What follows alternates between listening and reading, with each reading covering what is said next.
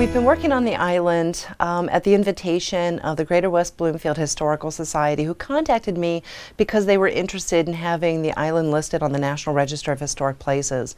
And in order to do that, we had to have some archaeological work done to evaluate the nature of the deposits, the integrity of the site, since there aren't any buildings standing on the island. Well, the main advantage of having the island on the National Register is it increases the legitimacy of the island as a historic place.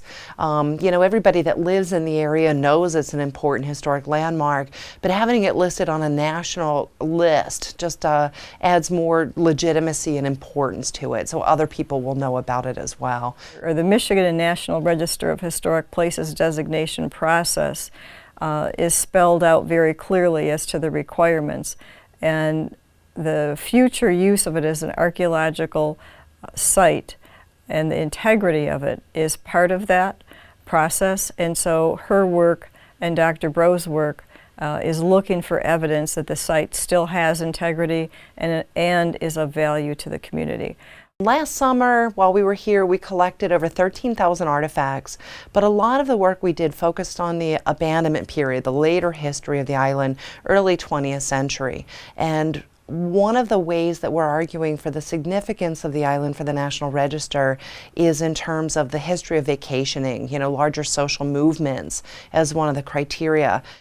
So what we're looking for is basically, what is the kind of material evidence? What are the artifacts on the island, and how does that kind of speak to the way that they behaved like during this vacation period?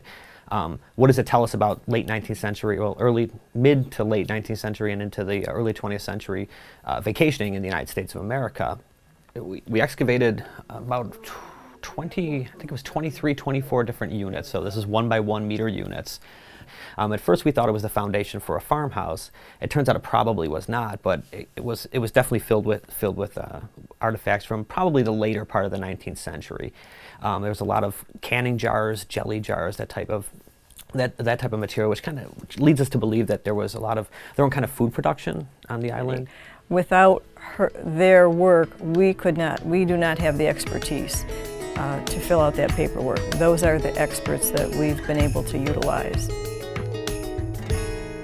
For more information on the archaeological dig on Apple Island, or the efforts to place the property on the National Register of Historic Places, visit gwbhs.org.